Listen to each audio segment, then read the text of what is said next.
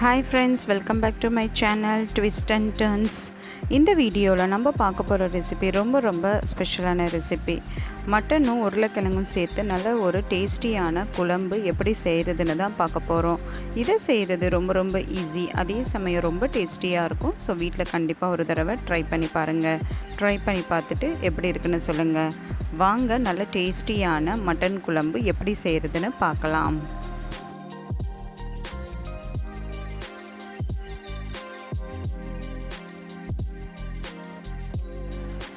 இந்த ரெசிபி செய்கிறதுக்கு ஸ்டவ்வை ஆன் பண்ணி குக்கரை வச்சுக்கிறேன்.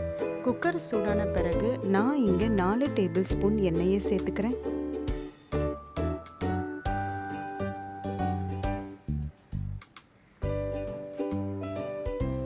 எண்ணெய் சூடான பிறகு பட்டை, கிராம்பு, ஏலக்காய் இதில் எல்லாத்தையும் ஏற்கனவே பவுடர் பண்ணி வச்சுருக்கேன். அதுலேருந்து 1 டீஸ்பூன் நான் இதில் சேர்த்துக்கிறேன்.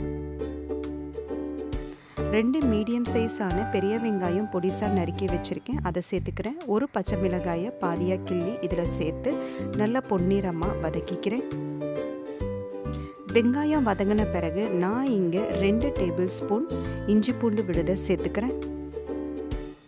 பச்சை வாசனை போகிற வரைக்கும் எண்ணெயிலேயே நல்லா வதக்கிக்கிறேன்.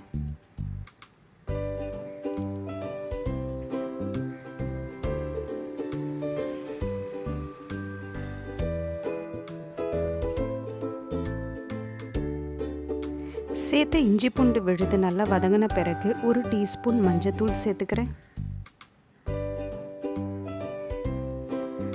2 டேபிள் ஸ்பூன் மிளகாய்த்தூள் சேர்த்துக்கிறேன். 3 டேபிள் ஸ்பூன் தனியாத்தூள் சேர்த்துக்கிறேன். 1 டேபிள் ஸ்பூன் கரம் மசாலா பொடி சேர்த்துக்கிறேன்.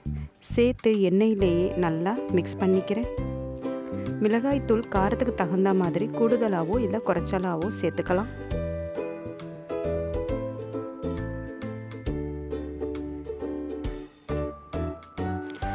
நான் இங்கே 1/2 கிலோ மட்டனை க்ளீன் பண்ணி வாஷ் பண்ணி வச்சுருக்கேன். ஸோ அந்த மட்டன் பீசஸை நான் இதில் ஒவ்வொரு பீசஸாக சேர்த்துக்கிறேன். சேர்த்து பச்சை வாசனை போகிற வரைக்கும் நல்லா வதக்கிக்கிறேன். சேர்த்த மட்டன் பீசஸ் நல்லா வதங்கின பிறகு நான் இங்கே மீடியம் சைஸான 2 தக்காளியோட பேஸ்ட்டை அரைச்சி வச்சுருக்கேன். ஸோ அந்த தக்காளி பேஸ்ட்டை நான் இதில் சேர்த்துக்கிறேன். சேர்த்து தக்காளியோட பச்சை வாசனை போகிற வரைக்கும் நல்லா மிக்ஸ் பண்ணிக்கிறேன்.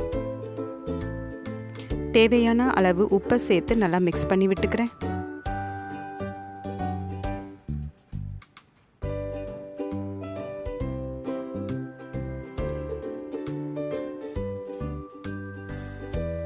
சேர்த்த பொருளோட பச்சை வாசனை போன பிறகு 1 கப்பு தண்ணியை சேர்த்து குக்கரை மூடி விசில் கொடுத்து இந்த மட்டனை நல்லா வேக வச்சு எடுத்துக்கிறேன்.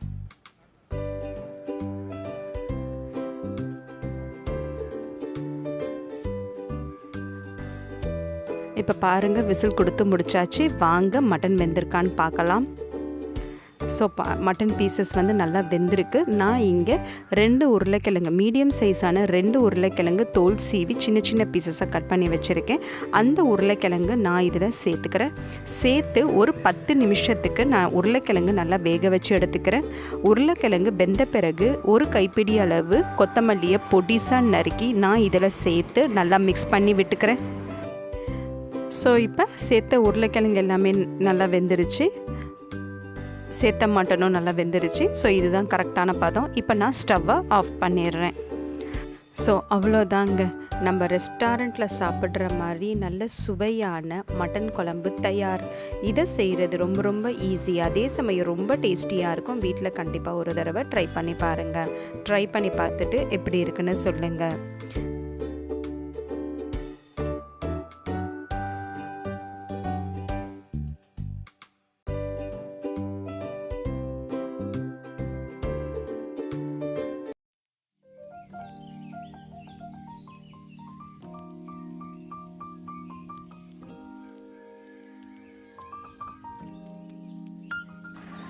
இந்த மட்டன் குழம்பு நம்ம இட்லி, தோசை, சப்பாத்தி, பூரி, சாதம், நெய் சோறு, பிரியாணி இந்த மாதிரி நிறைய டிஷ்ஷஸ்க்கு சைட் டிஷ்ஷாக வச்சு சாப்பிட்லாம். ரொம்ப அருமையாக இருக்கும்.